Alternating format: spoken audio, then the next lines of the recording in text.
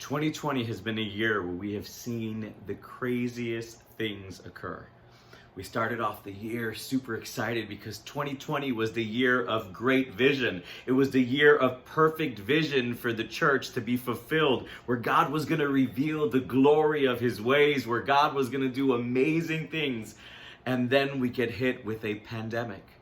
In the midst of a pandemic, we get hit with a bunch of racial tension that begins to stir in our country.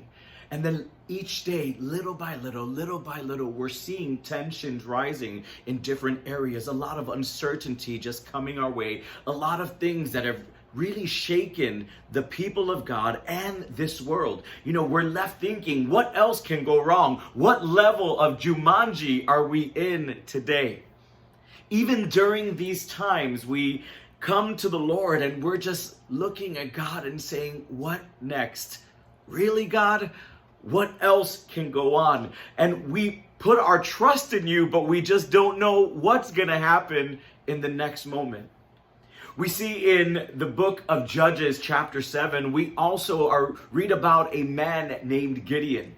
And Gideon was a man who had just had an amazing encounter with God. A man who God himself had called him and equipped him to do something that seemed relatively impossible. We see that God had called him and confirmed to him that he would be the one to deliver Israel from the oppression of the Amalekites and the Midianites. And he would go ahead and be used by the Lord. And Gideon believed God because God had confirmed to him over and over and over again that he would do it. So Gideon finally said, yes, Lord, let me do this. And then, boom. When we look in Judges chapter 7, verse 1, we find Gideon and his men, and they're camped at the hill of Morah, and they're overlooking their enemies. I remind you, Gideon, the Lord had told him, you will have victory over the Midianites and the Amalekites. And he looked over his enemy here at the hill of Morah, and in verse 6-5 it says that they looked like a swarm of locusts before them. The Midianite camp had approximately 135,000 men at their disposition to overtake Israel. Gideon knew that God was with him, and despite the numbers that were against him, Gideon was confident that with God and the 32,000 men that he had at his disposition, he was going to overcome because God had said it. He knew that he could trust God at his word because God had continuously proven to him that it was him who had called him for such a time as this. So as they sat there staring at their enemies, God would challenge Gideon once again to trust him. God would call Gideon out and he would say, Gideon, we got to do something. And I'm paraphrasing, obviously, but we see this in Judges chapter 7, verses 1-8. And God tells Gideon, because the people of Israel, because I know their hearts, because I know how they will respond, if I let you win this war against the Midianites and the Amalekites with the 32,000 men that you have, they're going to take the glory. And I need to have the glory. I need them to know that it was me that did this.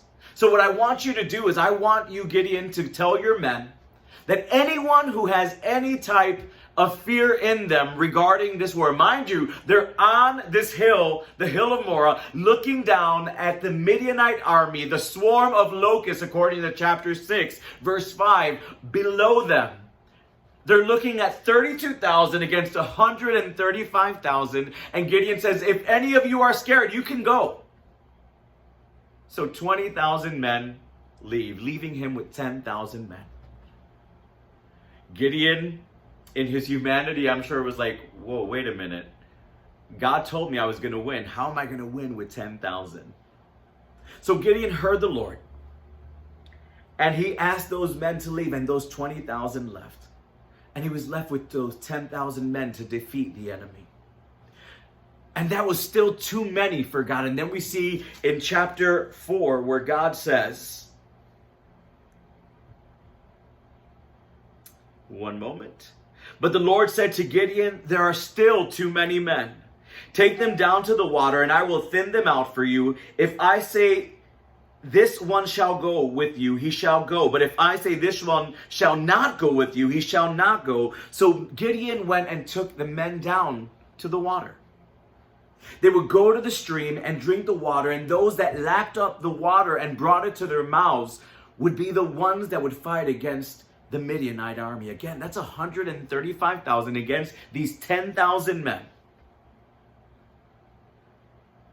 And those who just go ahead, and we see in verse 5, he goes on to explain, with the 300 men that lapped, I will save you and give the Midianites into your hands. Let all the others go home.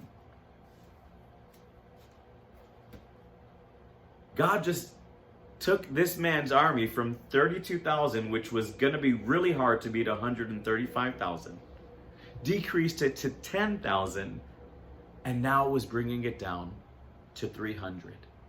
To the men that lapped up the water. The other men that bent down and kneeled and drank the water were dismissed. They're looking at the enemy right in front of them. They're looking at the obstacle. They're looking at their position, and they're confident in the fact that they're going to win because God said they would win. But the numbers began to dwindle and dwindle further. How many have ever been in that situation where you know that God has called you to do something, that God has said he's going to do it, so you walk boldly in there with your abilities, with your knowledge, with your understanding, with your resources, and then God says, nope. 2020 has been a year where we started off the year super excited, believing that God was going to do something great in the beginning of the year. And 3 months into the year, the pandemic hits, and everything that was known, everything that was stable, shook us. Gideon was ready to win the war with what God had given him. And then God said, I'm still going to do it, but it's going to be according to my ways. You see, we need to trust God and his plan, even when the swarm of locusts or the 135,000 are in front of us. We need to trust him no matter what the resistance or the challenge is that's facing us. God is calling us to trust him.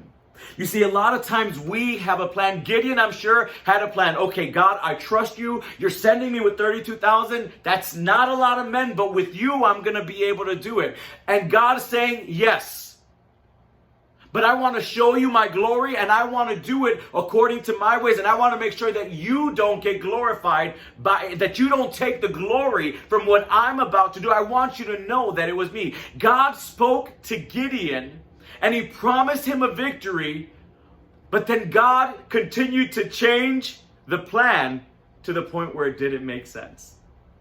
A lot of times God will put us in situations or remove the security blanket that we have in order for us to really know if we trust him or not. In order to really test our faith, God wants us to trust him without reservation and truly believing that if God has said it, then he will do it.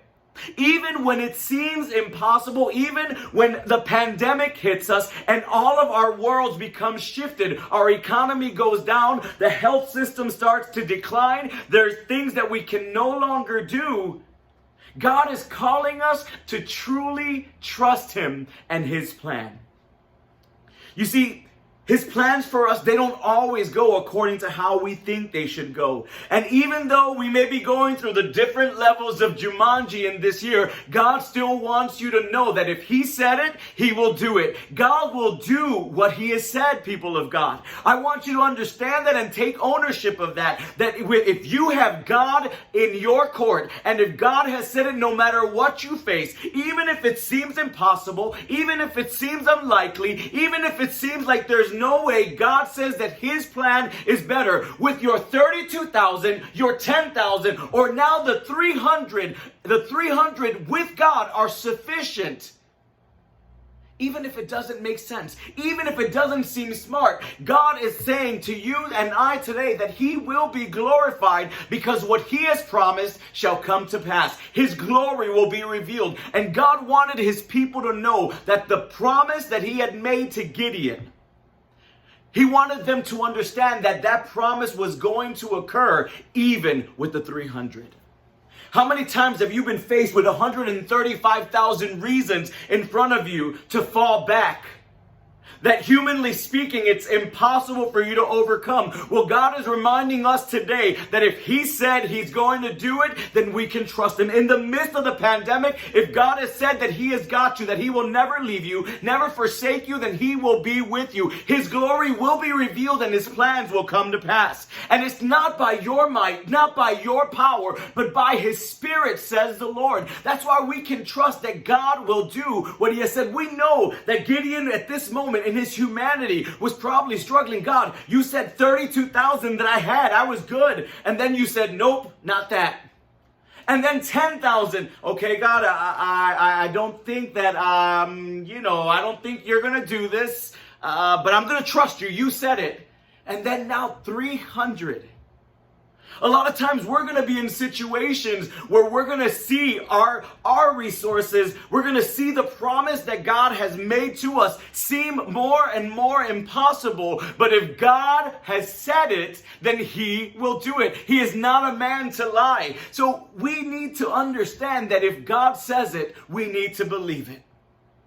It's not by your might. It's not by your power. It never has been. There are moments where God will test our faith so that we're able to draw in closer to Him, so that we know that if it was only by the grace of God. It was only by the goodness of God. You see, there was no way, humanly speaking, that Gideon and the Israelites would be able to win against 135,000 men. What about your life circumstances in this moment? What life changes are you seeing that seem to be robbing you and taking you away from that which has been promised over you, over your family, over your situation, over your career? You know, throughout this pandemic, this world has gone from an assurance of knowing to certain uncertainty. Just when things seem to get better, things begin to decline. Just when there seems to be some rest or some hope in the midst of the horizon, in the furtherness of the horizon, we end up seeing things go worse and we begin to lose hope. But today, God wants to reassure you. We see in verses 9 to 15 that God takes a moment to remind Gideon that he's going to do what he said he's going to do. So Gideon goes, and the Lord, probably feeling and knowing the heart of his son, he goes and he tells Gideon, I want you to go down to the army, to the enemy army campsite. And I want to confirm to you that I'm still going to do what I'm going to do. So we see that Gideon goes down, and we see this in verses 9 through 15. During that night, the Lord said to Gideon, get up, go down against the camp, because I'm going to give it into your hands. Again, reassuring you, I have not changed my plans. You see, God in His sovereignty knew that He would not change His plans. He knew in His sovereignty that Gideon was probably struggling. He says, if you are afraid to attack, go down to the camp with your servant Purah, and listen to what they are saying. Afterward, you will be encouraged to attack the camp. So he and Purah, his servant, went down to the outposts of the camp. The Midianites, the Amalekites, and all the other eastern peoples had settled in the valley thick as locusts. Their camels could no more be counted than the sand on the seashore.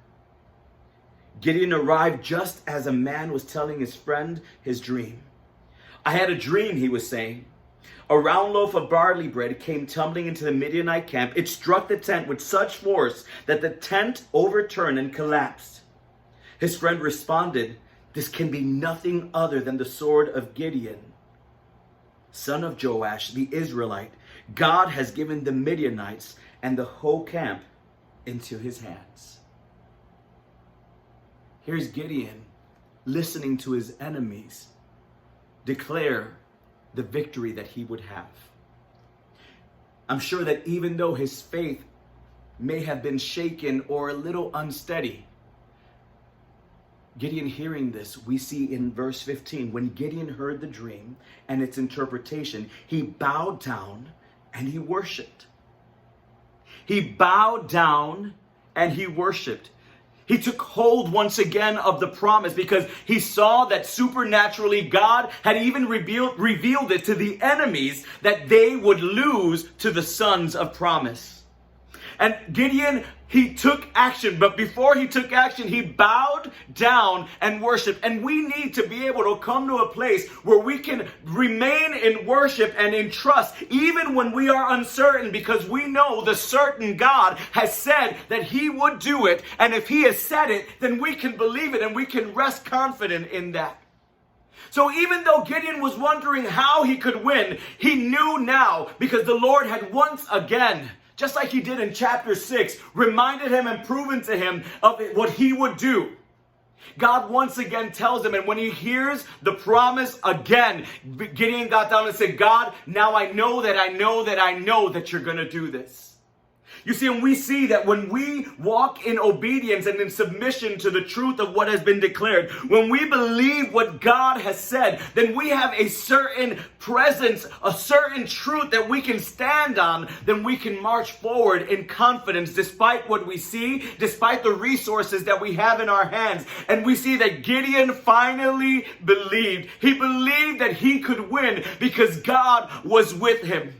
What about your life circumstances? What are you facing in this moment that has been challenging you or holding you back, that you know that your God can, but the situations have spoken against it? Today, God is calling you to go to your enemy camp and to listen to the voice of God. If God has said that your enemies will be defeated, that the blessing will come, that you will get through this, if God has said that he will never leave you nor forsake you, then you can get down and worship God because God has said it. Once you're done worshiping, though, there's something else. You got to get up and take action. And we see him that he gets up and he goes back up to the camp of Israel, and he says, "Get up to all the men," well, to the 300 men that remained. "The Lord has given the Midianite camp into our hands." Then he divided the 300 men into 3 companies. He placed trumpets and empty jars in the hands of all of them with torches inside. And then he gave them instructions. You see, a lot of times we're waiting on the instruction of God, but first we need to be able to believe God and to walk in obedience to God before we receive or see that promise. I want to tell you that what God is calling us to do is to trust him and to walk in obedience. Gideon should have been able, it's easier in hindsight to do things when we know what God is doing ahead of us. But God, in his wonderful goodness, he reached out to Gideon and he said, "Look, I can tell you need a little encouragement. Go down and listen to what they're saying. They know that they're going to lose because I am with you." And that built him up. So Gideon took action, and he wants to reassure us to take action and to believe and do what he has called us to do. You see, obedience to the Lord will fulfill the promise. Gideon already had the promise of victory that was going to be given to him. Gideon already had that in his hands, and all he had to do was march in that. But God, even in the moments when we doubt, God in his love for us, and in the fact that he knows that we're human, that we're going to have doubts, he still reaches out to us to remind us.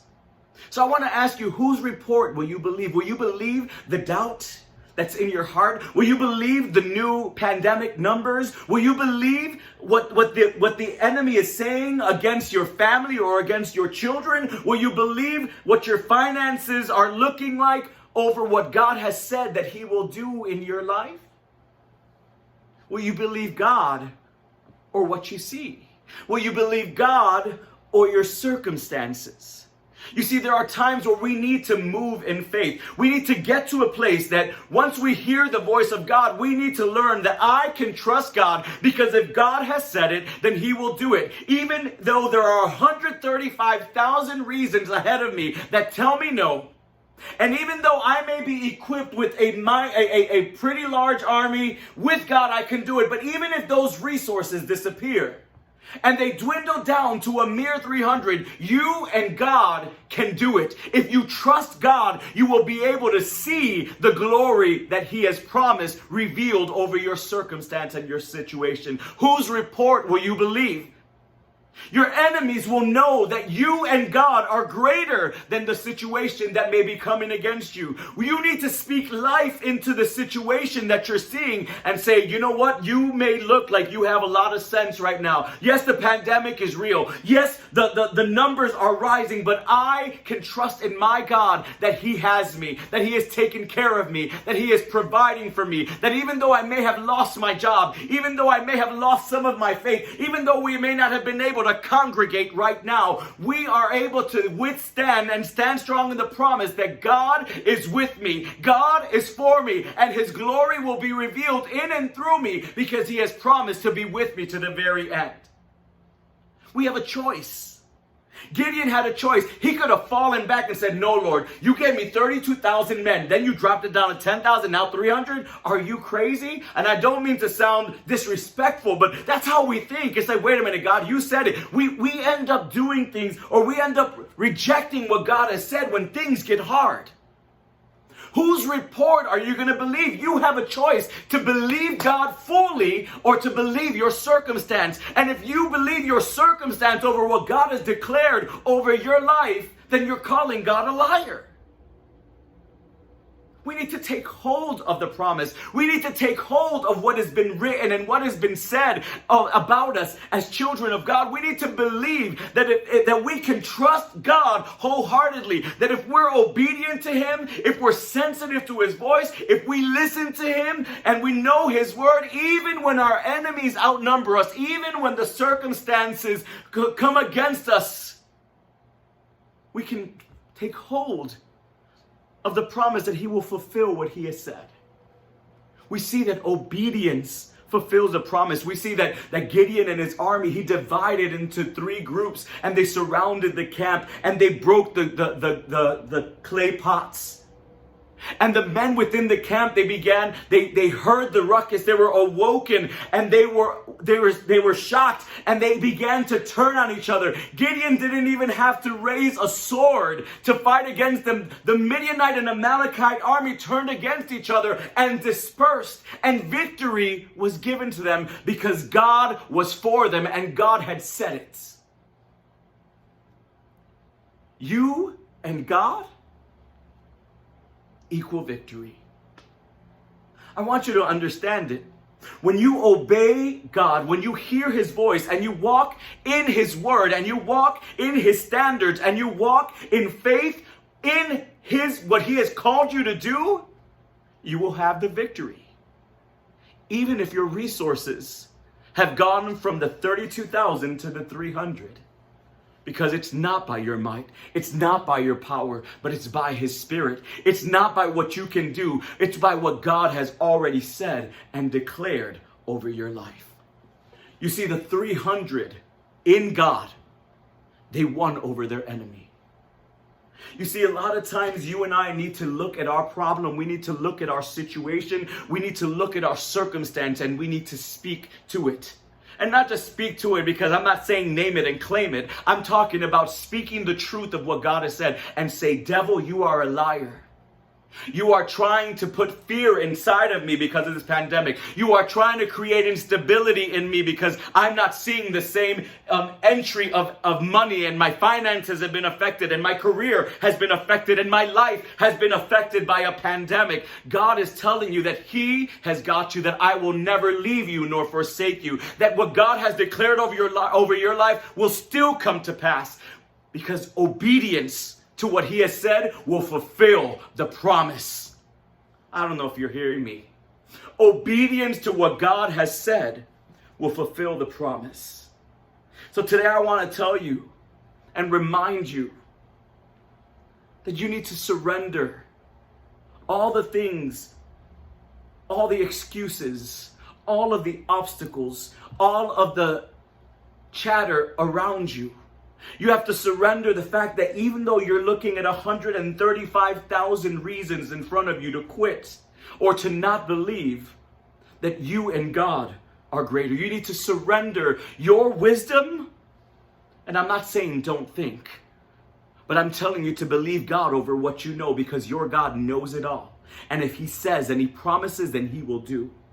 You need to begin to obey God.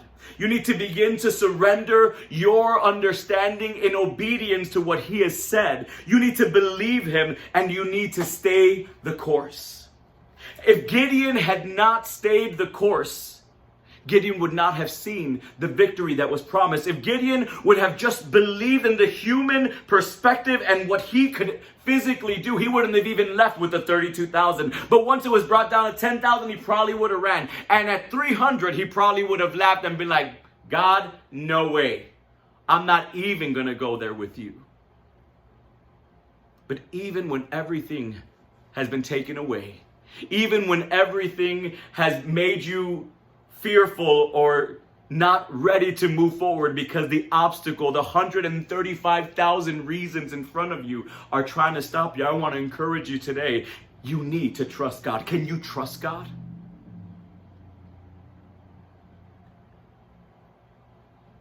Gideon had the victory. Gideon overcame, and he didn't even have to raise a sword because God fought for him. God fights for you and I. God not only fights for us, but God reminds us today that when we trust in him and in his plan, then we can walk in the assurance of God and his plan. And he reminds us today that if he said it, then he will do it. And if I walk in obedience to that, then he will fulfill his promise.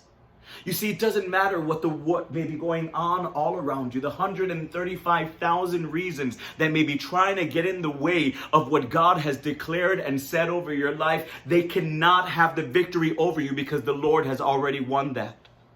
You see, Jesus on the cross overcame all the obstacles that would get in the way. He revealed to us on the cross at Calvary that the promise in his son would come to pass. And what seemed impossible, death should have stopped him. But the Lord revealed to us today that through that death and resurrection, that death which should have been the end of it all, when he resurrected, he broke the obstacles and he broke that which could stop. He showed us that we could trust that if he said it, he would do it. He said that he would die, and that he was resurrect 3 days later. And when he did that, he revealed to us that not even death could contain him. He revealed to us that there is hope in the promise of what he has said, and what he says will come to pass.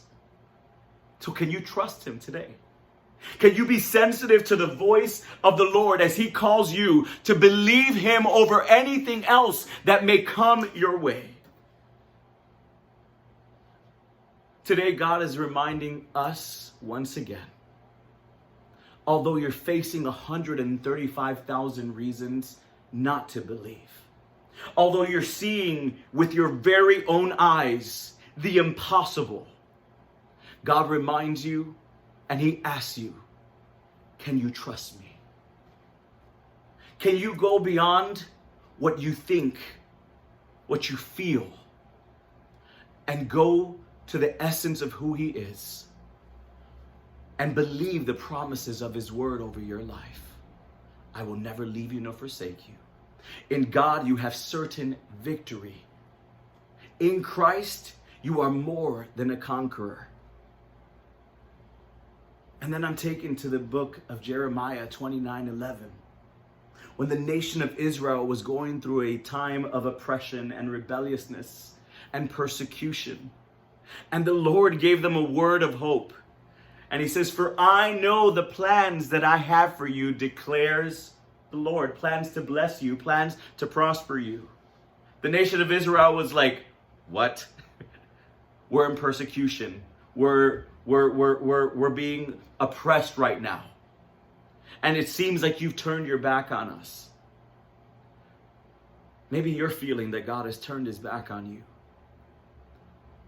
But we see that God was faithful. What he was doing was encouraging his people during this difficult time.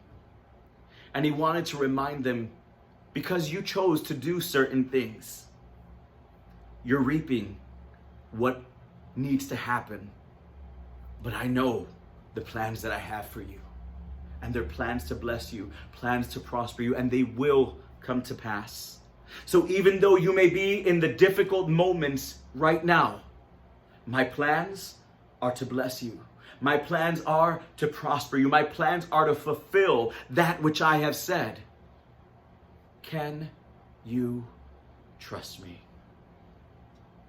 Can you trust the God who overcame death? Can you trust the God who died on the cross for you and for me, so that we don't have to walk scared and fearing the 135,000 reasons?